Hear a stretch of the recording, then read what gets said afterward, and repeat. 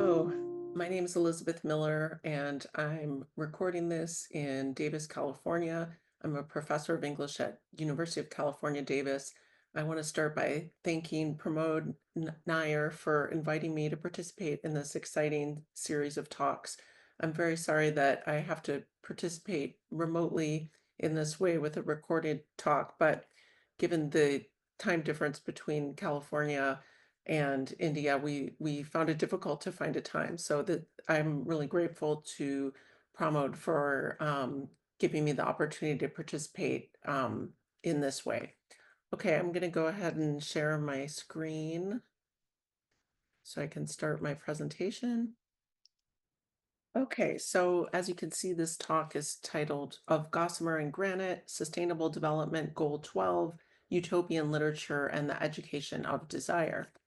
And I'm going to go ahead and start my talk, but I want to say first that if anyone wants to reach out to me with any comments or questions afterward, do feel free to email me. I'm sorry that I won't be able to participate in a live Q&A given the recorded nature of this talk, but I am happy to hear comments or address any questions over email.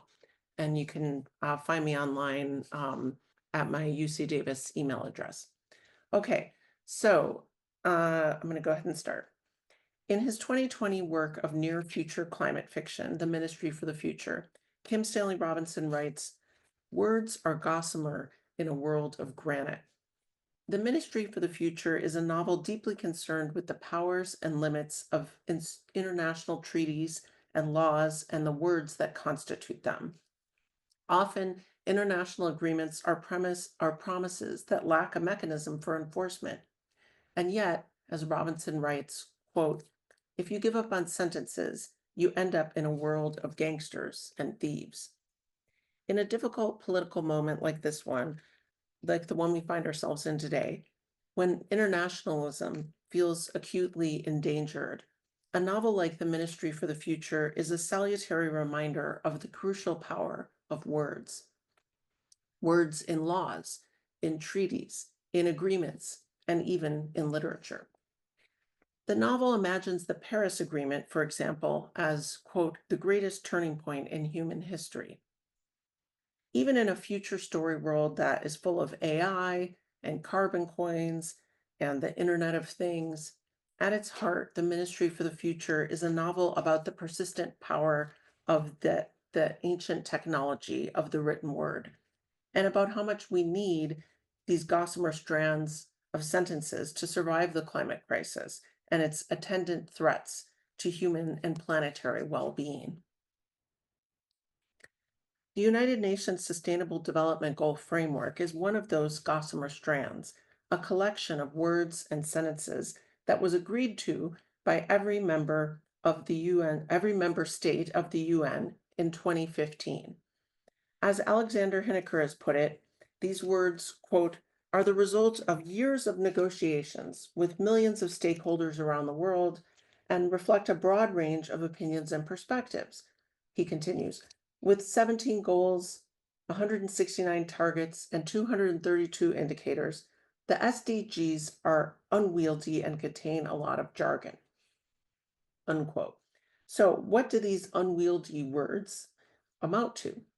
According to Jolyn Shoemaker and Joanna Rogolska, they inscribe, quote, a powerful shared commitment to the world despite geographic, cultural, and historical differences, representing a shared vision for humanity and the planet. Or, as Philip McGowan of Newcastle University puts it, they provide, quote, a common language that helps us work in global and interdisciplinary ways toward the well-being of all. A commitment, a vision, a language, all oriented toward the future. This orientation toward the future is something that the UN Sustainable Development Goals framework shares with the genre of utopian fiction. And both are also united in the overarching goal of imagining a better future society and helping that society come about through the power of words. While not all utopian narratives are set in the future, most are, and many of them, like the Ministry for the Future, even have dates attached just as the Sustainable Development Goals are connected to the 2030 date. The title of the 2019 Global Sustainable Development Report, The Future is Now, is one indicator of this utopian quality in the SDG project, to make the future now through the power of words. The Ministry for the Future can be described as a utopian novel, even if it is, as one reviewer puts it, quote, about as grim a utopia as one might imagine, while still plausibly describing it as such. In an interview with the New York Times, Kim Stanley Robinson himself admitted, quote, as a utopia, it's a very low bar.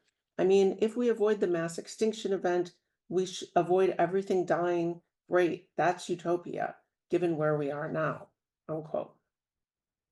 Traditionally, utopian narratives depict a vision of a good society, but not necessarily a perfect society. There's a built-in irony to the word utopia, which can translate to both good place and no place. That built-in irony is a reminder that the perfect society does not exist and cannot exist, but a utopian storyteller may seek to write about a better society, if not a perfect one. And in the Ministry for the Future, a better society means one that is actively working to tackle climate change and one that manages, finally, by the end of the novel, to bring down the level of CO2 particulates in the air and to make other ameliorations to global climate change and environmental crisis. Some of these key ameliorations relate closely to SGD 12, which is focused on responsible consumption and production, and which is the focus of my talk today. Shalitzi Marwala, Rector of the United Nations University and Under-Secretary General of the United Nations, has said that progress within the Sustainable Development Goals will require, quote, multidisciplinary collaboration, and that higher education institutions, quote, are vital for helping the world understand and align with the 2030 agenda. This series of talks, of which I'm honored to be a part, is an example of this kind of multidisciplinary collaboration, since each month focuses on a different SDG and includes a talk by a policymaker and a talk by a literary scholar. Such a structure raises the question of what the humanities, and more specifically, the study of literature, can offer as we work to communicate and promote the SDG framework in higher education. My task for this talk is to address the more specific question of what the humanities and the study of literature can offer when it comes to SDG 12, focused on responsible consumption and production. Among all the SDGs, SDG 12 might seem one of the more difficult to relate to literary study. In a table that depicts the SDG focus for each school or college at Mount Kenya University, for example, you could see that SDG 12 shows up as a focus for the School of Pure and Applied Sciences and for the School of Business and Economics. But SDG 12 is a scientific and economic challenge as well as a cultural one, and so its concerns are relevant to literature too. SDG 12 is intended to help, quote, ensure sustainable consumption and production patterns around the world. Some elements of its accompanying targets and indicators focus on language and communication practices alongside empirical measurements. Target 12.8, for example, expresses the goal of ensuring that by 2030, quote, people everywhere have the relevant information and awareness for sustainable development and lifestyles in harmony with nature. Such a goal suggests a longstanding recognition that the struggle against climate change and related environmental crises is as much a cultural and political struggle as a scientific one. Providing people with information, after all, is not the same as providing them with the will to act on that information. So the question is not only one of how we can consume and produce sustainably, nor of how we can make people aware of how to consume and produce sustainably, but of how we can teach people to want to consume and produce sustainably. Even more specifically, how do we teach residents of wealthier countries to want to consume and produce sustainably? Since, as SDG 12 reminds us, quote, the material footprint per capita in income countries is 10 times the level of low income countries. This question of want and desire returns us to the utopian genre that I started with. In his writings on utopian literature, the critic Miguel Abensour referred to the work of the genre as, quote, the education of desire. Since he coined this phrase in 1973, many critics of utopian literature have understood desire to be a central part of the utopian project. Frederick Jameson's book, Archaeologies of the Future, for example, is subtitled The Desire Called Utopia. And he describes his study as, quote, an investigation of the nature of utopian desire and the substance of its hope. Abensour was a French philosopher, and as Christine Nadir has shown, his idea of utopia as the education of desire made its way into English through a 1973 article by E.P. Thompson on the 1890 novel News from Nowhere by William Morris. This talk will discuss a few utopian texts from the turn of the 20th century, including William Morris's News from Nowhere and Rokeya Sakawat Hussein's short story Sultana's Dream from 1905, along with Kim Stanley Robinson's more recent novel, The Ministry for the Future, that I was discussing earlier. My focus will be on thinking about the role of utopian literature in educating our environmental desire and teaching people to want more sustainable ways of life. The concept of sustainability is inseparable from the concept of the future or imaginings of futurity, since sustainability has to do with ensuring conditions of life in which future generations may thrive. In literature, when we think about genres of futurity, we tend to think about genres of speculative fiction, especially utopias and science fiction. The 19th century was a crucial period for the emergence of speculative genres such as we know today. And the genres of science fiction and fantasy are often said to have originated in the 19th century, with William Morris's Would Be Beyond the World, often considered the first modern fantasy novel, and with novels like Frankenstein or The Time Machine seen as important landmarks in the history of science fiction. Utopian fiction, meanwhile, has been shown by scholars like Matthew Beaumont to have had its heyday in the period from 1880 to 1920. Critics have connected this turn of the century surge in all these different speculative genres to various economic, political, and cultural shifts of the time. But I want to suggest that it also tracks with these newly heightened questions about sustainability that emerged with the rise of the industrial coal-powered economy and the changing patterns of consumption that it brought about. Crucial changes in energy systems and therefore in consumption patterns happened in the 19th century. Imre Zeman pinpoints 1870 as, quote, the moment when more energy begins to be extracted from fossil fuels than from photosynthesis, and 1890 as, quote, the year in which more than half of global energy comes from fossil fuels for the first time. These are also prime years for utopian fiction. The correlation suggests that the post-1870 acceleration of the fossil fuel economy may be connected to the concomitant rise in science fiction, utopia, fantasy fiction, and other speculative genres. And I think the frequency of underground settings and energy themes in these genres would also suggest the same. 19th century speculative fiction often took up the question of the sustainability of the coal economy, a question that had been sparked in this period by the growing social dependence on the non-renewable resource of coal.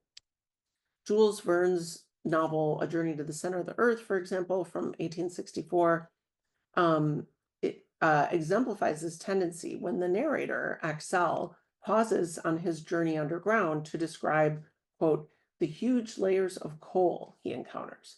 And he says they, quote, will be used up by overconsumption in less than 3 centuries if the industrial nations are not careful. As this suggests, the threat of resource exhaustion and unsustainable consumption haunted speculative literature and its imaginings of the future. Although in the era of climate change today, we know now that our primary problem is really too much coal rather than too little. But in Burns's day, they were deeply concerned about reliance on a non-renewable resource. Diminishing reserves of coal presented a vision of material constraint and of looming shortage. And this was worrisome for the future and invited speculation on what a more sustainable society and energy system might look like. The three utopian texts that I want to discuss today all imagine a future that has overcome, in one way or another, the unsustainability of the industrial economy.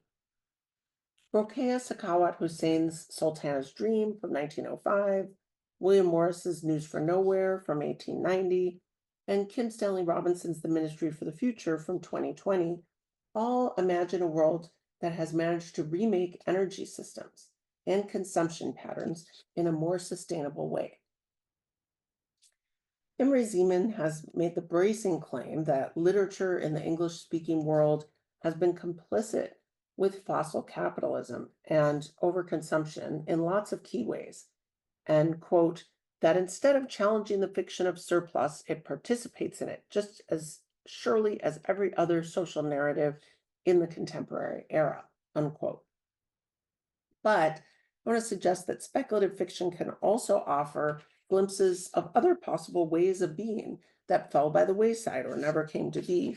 And this is certainly true of utopia's engagement with the fossil fuel economy and the accelerating consumption that it engendered. In the next few sections of the paper, I will discuss these works and I will draw on some of the arguments that I made in my book, Extraction Ecologies and the Literature of the Long Exhaustion, which is primarily concerned with literatures of the British imperial world from the 1830s to the 1930s, and how they responded to the rise of the coal economy in this period and the emergence of a society that was dependent on non-renewable resources. A society, in other words, that was not sustainable for the long term. In texts from this period, we can find an emergent consciousness and a latent sense of disquiet that the circuits of life had become so beholden to stocks of unsustainable, finite underground material. Okay, so I'm going to start by digging a little more deeply into Sultana's Dream. Frederick Jameson writes that, quote, utopias seem to be byproducts of Western modernity, not even emerging in every stage of the latter. But here I take up a utopian short story that emerges from Bengali modernity, a feminist energy utopia that engages questions of gender and explores the imperialist dimensions of energy regimes. Sultana's Dream was published in 1905 during an efflorescence of utopianism in the Anglo-American literary sphere, but it appeared in a publication that was at the margins of that sphere, the Indian Ladies Magazine, an English language periodical from Madras, India. The author, Rokeya Sakawat Hussein, was a writer, activist, and champion of women's education in Muslim Bengal. And she grew up in an elite Muslim family where women lived in purdah and had little access to education. The utopian world depicted in Sultana's Dream reverses the gendered social reality that structured Hussein's life and illustrates the feminist potential of a more sustainable social basis. In Ladyland, which is the name that Hussein uses for her utopia, men live in purdah while women govern and maintain public life. And while Sultana's Dream has attracted a fair amount of attention from critics who are interested in Hussein's feminism and this early depiction of a sex-segregated utopia, less discussed in the criticism is the solar-powered energy regime or system on which Ladyland runs. So I'm going to show some illustrations from a recent version of the story published in 2018 with some modern illustrations for the story. Hussein's narrator visits Ladyland in a dream, and she first encounters and describes this solar energy system when visiting a kitchen where, quote, I found no smoke nor any chimney either. It was clean and bright. There was no sign of coal or fire. When the narrator asks her guide how the people of Ladyland cook, her guide describes the solar power that has supplanted combustion and shows the narrator, quote, the pipe through which pass the concentrated sunlight and heat. So indeed, it seems that Ladyland has not just solar power, but solar power with battery storage. The women of Ladyland have, quote, invented an instrument by which they could collect as much sun heat as they wanted and keep the heat stored up to be distributed among others as often as required. They use this solar energy for heating and cooking and for the electricity that powers their agriculture and aerial conveniences, as they call them. So remarkably, these aerial conveyances, or essentially flying cars, run not just on electricity, but on hydrogen balls to overcome the force of gravity. So here Hussein is imagining the technology of the hydrogen powered airplane, a technology that continues to be pursued today. Sultana's dream presents changes in energy and consumption systems as the basis for dramatic realignments of social relations. The narrator's guide to Ladyland explains that its energy system is the direct result of the Queen's decree years ago, quote, that all the women in her country should be educated. The solar energy scheme was developed at one of Ladyland's two universities for women, which indicates the close connection between Ladyland's feminism and its sustainable energy system. At the time, the guide explains, quote, the men of this country were busy increasing their military power, and they scorned the women's solar power research, which they called a sentimental nightmare. In this way, Sultana's dream imagines a utopian escape from an extraction-based modernity that has its energy basis in coal and relies on masculinist labor practices and is ecologically devastating in its impacts on the natural world. Because underground extractive labor, mining, was almost exclusively male in the 19th century, it follows that a feminist utopia would be imagining a different power system, and that a reversal of gendered power structures would require a post extractive imaginary. Sultana's dream does not directly explain the link between its extractionless energy and its diminished male authority, but the contours of this utopian world building make the point clearly enough. Solar power reorganizes labor arrangements and hence also gender relations.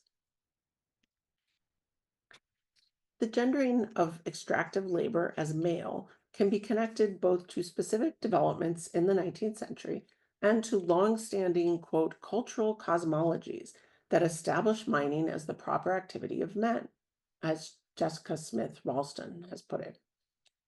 She says, quote, within a series of symbolic oppositions that have a long history in many different cultures, quote, ore bodies, a well-defined mass of ore-bearing rock, and mine spaces are understood as feminine, in contrast with the laboring bodies of masculine miners. So you think about designations like the Mother Lode in the California Gold Rush or the Veta Madre in Mexico, the silver mining seam. These terms convey an idea of the mine as feminine, and the masculinity of mining is also reinforced by a gender division of labor that hardened ideologically with the rise of industrial capitalism. To take a corresponding example from another part of the world, Victor Sao's recent book on the history of the Fushun colliery in China, which is China's largest coal mine, describes how women did not work at the mines in large numbers until the communist takeover in the middle of the 20th century. Even then, he says that they remained, quote, out of sights of direct extraction, though they did go into processing facilities such as coal washing plants. In Britain, female underground labor in the mines was legally prohibited with the 1842 Mines and Collieries Act.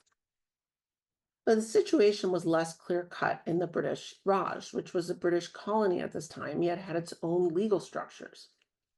The 1850 Coal Mines Inspection Act in Britain had required regular inspections of mines there. But in India, under British rule, an inspector of mines was not appointed until much later, 1894.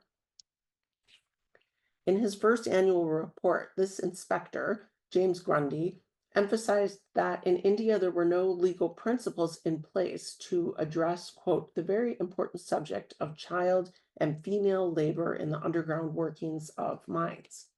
He said that in some Indian mines, women did work underground, but generally they were engaged in support tasks such as carrying coal or water rather than in direct extraction, cutting or hewing coal.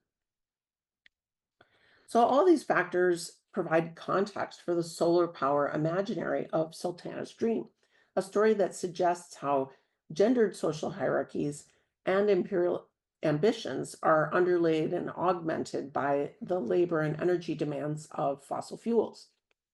Ladyland's post-coal society is rooted not just in material conditions, however, but also in a widespread acceptance of material limits. So this gets us back to that question about desire. As the Queen of Ladyland explains to the narrator, Ladyland lives in peace because, quote, we do not covet other people's land. We do not fight for a piece of diamond. Although Ladyland's relation to the natural world remains instrumental, arguably, in some ways, Hussein's utopia demands closer consideration for its optimistic vision of the social improvements to be gained beyond a dependence on non sustainable energy systems and resources. In Hussein's feminist social power utopia, literature's dream capacities offer space for imagining how a new renewable energy might intersect with new kinds of gender formations. While solar power may have seemed like magic to some readers in 1905, it did in fact have a basis in scientific discourse at the time, and it had even been proven as possible with the use of the first solar engines in the 1870s and the first solar panels in the 1880s. So I just want to give a little bit of background on this history here before turning to our next text. In Solar Heat, its practical applications, which was published in 1903, just 2 years before Sultana's dream, Charles Henry Pope expressed hope that, quote, some stir would come to investors, to ingenious men, handymen, to anybody who could find out new ways of catching the sunbeams and extracting gold from them, unquote. Solar power, unlike fossil fuels, is, he said, quote, a pure gain to humanity. It subtracts nothing. The world will not be in the least impoverished tomorrow by the fullest use of it today, unquote. Many who dabbled in early solar power technology were motivated, as this suggests, by fears of fossil fuel exhaustion and desire for a new form of energy that would be more sustainable and would not be subject to depletion. A.S.E. Ackerman, in a long 1915 article titled The Utilization of Solar Energy, attributes the need to solar power research to, quote, the obvious fact that there is a limit to our supplies of coal and oil. 50 years before that, the author of an 1866 article titled The Continuity of Nature speculated about, quote, future means of supplying heat given the prospective exhaustion of our coal fields. And this author envisioned the emergence of something like solar imperialism. Quote, as the sun's force spent in times long past is now returned to us from the coal, which was formed by that light and heat, so the sun's rays, which are daily wasted as far as we are concerned on the sandy deserts of Africa, may hereafter by chemical or mechanical means be made to light and warm the habitations of the denizens of colder regions, unquote. 19th century contrivances to exploit solar energy typically employed mirrors or water or both, and the first patent for such a device was issued in London in 1854. The first working solar power engine was developed a few years later by a Frenchman, Auguste Michaud, who demonstrated his reflector and pumping engine in France in 1875. He took out his first patent for a solar device on March 4th, 1860. Michaud's research was supported by the French government, which hoped to use his solar powered engines in the deserts of Algeria. In 1877, France sent him to Algeria to conduct solar power experiments on the ground. So, colonialism, as this suggests, was very much a key factor in these early experiments with and demand for solar power. And a lot of this had to do with the difficulties of transporting coal to the further reaches of empire. In India, William Adams, Deputy Register of the High Court of Bombay, was one of the first to make headway in this research area.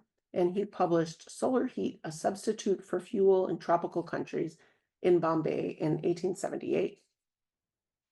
Adams had engineered two solar power devices, a pump and a cooker, and he received a medal from the Sassoon Institute of Bombay for his efforts. A 1914 article in the Journal of the Royal Society of Arts would similarly emphasize that parts of the British Empire offered ideal conditions for the working of solar power.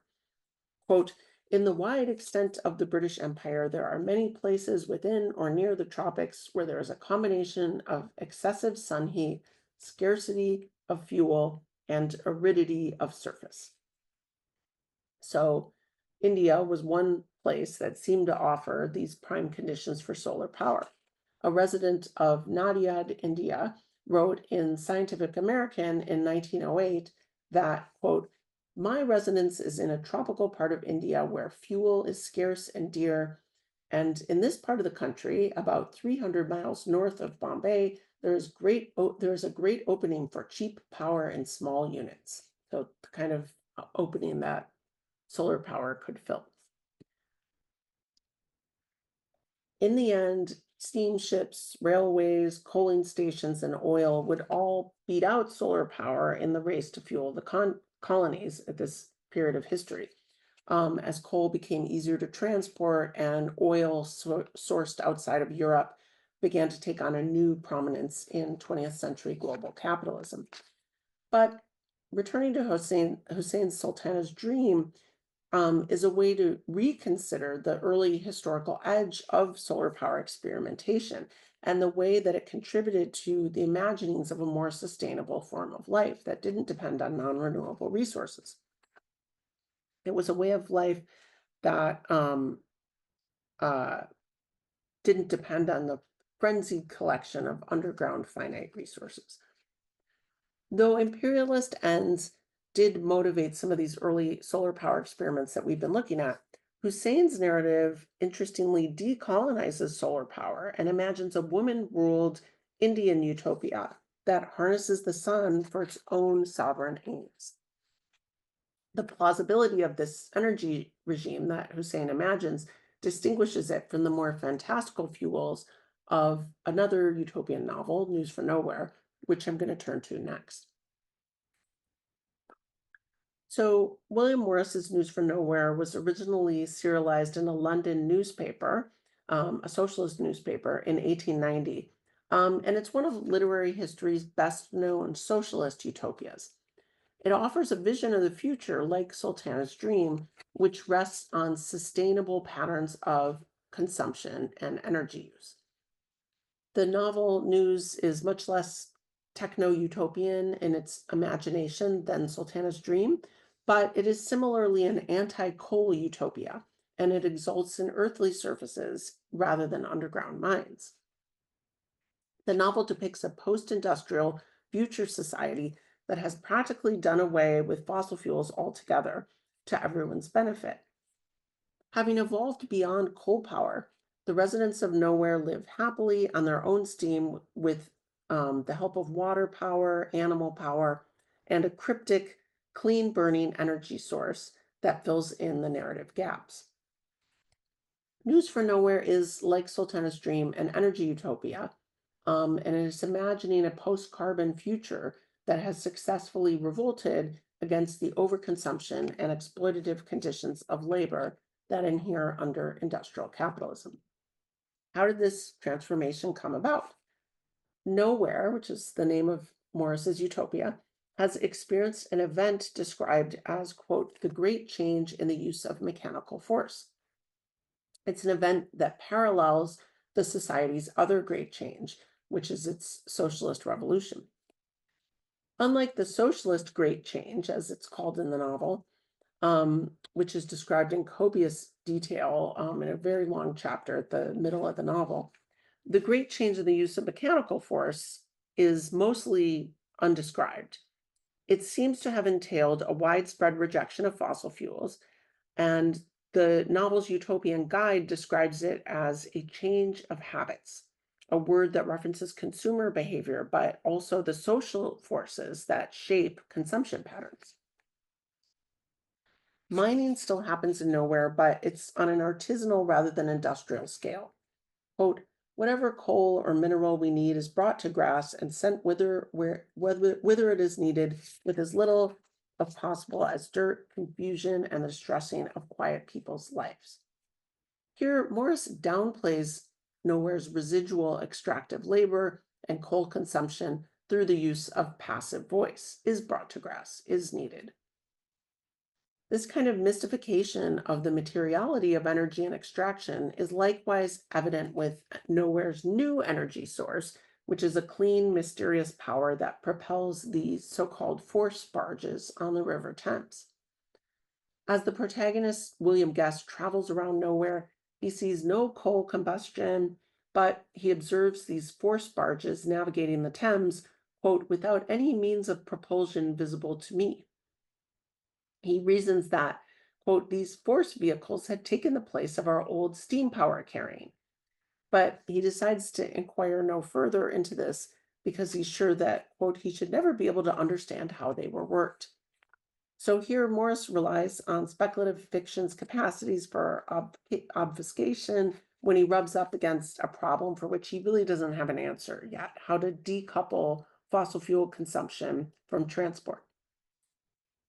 Brandon Smith has argued, however, that the significance of speculative fiction's capacity for, quote, envisioning alternative energy systems is not, quote, that these alternatives need be plausible or even possible, but that they offer an imaginative space in which to think through the experience of dramatic infrastructural, social, and environmental change. News for Nowhere allows readers to experience this kind of dramatic change by positioning them in a post-coal environment, offering sensuous detail to convey what such a world would feel like. Rowing up the Thames in the dark near Reading, for example, Guest perceives that, quote, everything smelt too deliciously in the early night for there to be any of the old careless sordidness of so-called manufacture. In the opening scene of the novel, by contrast, when Guest is still living in the 19th century, he leaves a London meeting and takes the Victorian Underground Railway home, stewing discontentedly on that vapor bath of hurried and discontented humanity, a carriage of the Underground Railway, unquote. So Morris again uses the word habit here to suggest how individual behaviors are shaped by infrastructural forces. And he refers to the railway as, quote, the means of traveling which civilization has forced upon us like a habit. The train is heading toward Hammersmith, so we know that it is the Metropolitan line, which was still using steam engines underground at this time. There were countless complaints about smoke in the tunnels until the line switched to electric carriages in 1906. So Morris's novel begins with an underground setting filled with coal smoke, a steamy hell of discontent. No wonder that when Guest wakes up the next morning on the surface of the earth in the socialist future, the absence of pollution is one of the first things he notices. Quote, how clear the water is this morning, he says, looking at the Thames. He looks down the river and he sees that, quote, the soap works with their smoke vomiting chimneys are gone. The engineers' works are gone. The lead works are gone. Later, when he's touring nowhere, he passes a workshop where glass and pottery are made, and he observes that there's no smoke coming from the kilns and furnaces. Smoke, his guide asks when he asks about it. Why should you see smoke? So, News from Nowhere presents an environmental alternative to industrialized life. And as the novel suggests, Morris himself was well aware of the widespread impacts of industrial coal pollution. In 1890, the same year that Morris wrote this novel, his friend and fellow socialist Edward Carpenter published an article titled The Smoke Plague and Its Remedy, which described the damaging effects of coal pollution on the health and mortality of the poor. Carpenter blamed the profit motive for these atmospheric conditions, and he said, quote, after 100 years of commercialism, we have learned to breathe dirt as well as eat it. Because of coal smoke, he said that, quote, the climate of England is not so fair as it used to be, and we have made it so. This is an amazing intuition of anthropogenic agencies and their uneven impacts. Like Carpenter, Morris also traced the roots of the coal economy to the capitalist drive for overproduction. And indeed, he was an early adopter of the view that capitalism is fundamentally at odds with environmental sustainability because it is premised on never ending growth, and that growth is impossible for natural systems to sustain. So, such a position really departed from the fundamental assumptions of classical political economy, which relied on an idea of a self regulating environmental balance. Contra this view, Morris saw that an ideology of natural balance really just kind of hid the environmental injury that was happening under industrial capitalism. And he saw that industrial capitalism relied on the stored up solar power of the deep past, the Carboniferous era, extracted and combusted as coal. Morris had a great deal of fellow feeling for coal miners whose hardships really epitomized the exploitation of labor that happened under industrial capitalism. But his aversion to the coal economy was strong enough that he once told a group of miners in Scotland, quote, for myself, I should be glad if we could do without coal, and indeed without burrowing like worms and moles in the earth altogether. And I'm not sure, but we could do without it if we wished to live pleasant lives and did not want to produce all manner of mere mechanism, chiefly for multiplying our own servitude and misery. His stance toward coal and toward mining more generally provides an environmental political context for his oft noted aesthetic prioritization of environmental materiality in his literary work. So, in News from Nowhere, for example, one of the residents of the future land of nowhere tells William Guest that the spirit of the new age is, quote, overweening love of the very skin and surface of the earth. So, News really offers a juxtaposition between a society that's premised on the exhaustive process of mining and a society that's premised on a fleshly and sensuous relation to Earth's surface. If literature is a record that we can turn to find patterns of environmental meaning making, we can see in the utopian fictions of the turn of the century an effort to expand our stories of what is possible in the way of energy systems and sustainability. Many works of fiction today provide a similar discursive role as these texts under different environmental circumstances. So, for example, they provide ways of thinking and talking about climate change and imagining more sustainable modes of life. In The Ministry for the Future, for example, the novel that I began with, one character tries to create, quote, situations where generations to come were given legal standing. Another works on promoting travel by carbon free airships rather than airplane. And there are dozens of characters like this in the novel. Does imagining such possible solutions really help them come about? Can literature or literary studies contribute to the remediation of such a massive global problem? Kim Stanley Robinson, the author of Ministry for the Future, was asked to speak at the United Nations Summit for the Future a few months ago. And he's now working with several scientific teams on projects that are connected to some of the mitigating approaches and technologies that he explores in his novel. So, even apart from such direct lines of influence, the experience of individual readers of utopian fiction may contribute to the education of desire, especially a desire for another way of life.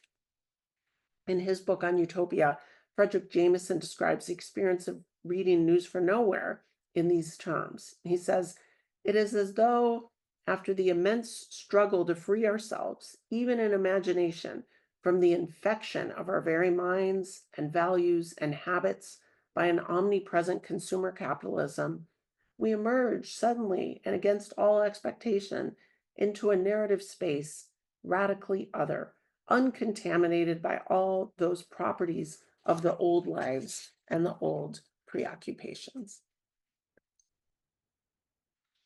Thank you very much again for allowing me to be here remotely. And please do feel free to drop me an email if you have any questions or comments. My email address is ecmill@ucdavis.edu. Thank you so much.